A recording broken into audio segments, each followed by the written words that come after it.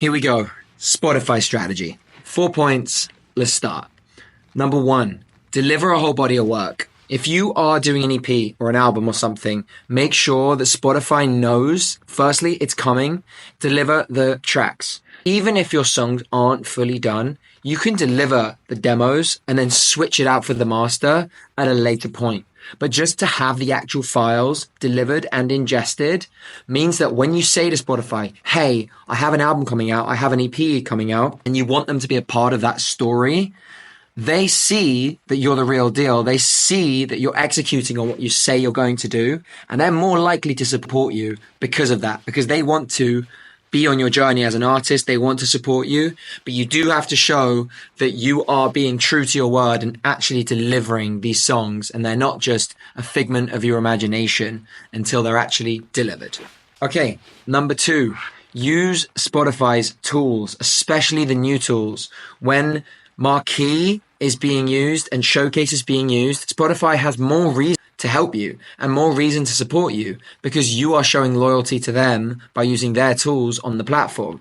The percentage success on these tools is incredible compared to ads. It's a much better spend of money. And also, you're gaining people that are more likely to like your music, being core listeners and core fans. And these people are your most important relationships as a musician. Make sure you do use Spotify's tools because their partnership is extremely valuable.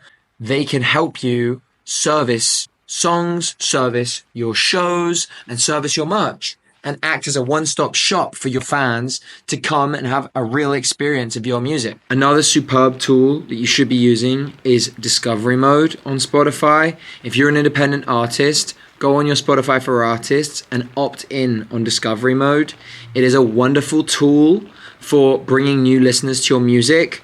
If you're signed to a label, they don't like you using Discovery Mode because Spotify takes about 30% of the streams that you get from Discovery Mode. But the way I like to look at it is you get 70% of the streams that they bring from Discovery Mode. So you keep 70% of the money you make from all the extra streams they bring through opting into this service. It's a wonderful way to bring new listeners to your music. Okay, so my final point on this is release timeline. Now, we do get quite a few questions on this, so there's not one size fits all, to be honest. Our favorite strategy that we are using for our album rollout right now is one single every 3 weeks. Now, that gives enough time for Release Radar and Discover Weekly and all these algorithmic playlists from Spotify to kick in on every new song. If you release too frequently, you can miss out on some of the algorithmic love you can get from those songs because Spotify doesn't have enough time to service them. So 3 weeks is the golden number. And then the other big point that we like to adhere to is when we drop an album or when we drop an EP, we make sure that when we put out the album, there's 50% more songs on the album product than there were in terms of singles. So, for example, if your album is 12 songs, you can only release 6 singles. And then the 7th release has to be the album. So the Spotify sees, hey, this new album product is 12 songs, meaning you get 50% more than just the singles. Spotify will treat it as a new release and give it the same support and algorithmic love that you would get for a brand new song. You don't want to release a project that only has 40% new songs. So if you did 5 singles and then an EP of 7, you're only releasing 2 more. That wouldn't be seen as a new product and you wouldn't get the same benefits. Okay, next week, production video. I'm working on it. I promise you we will have some production stuff next week.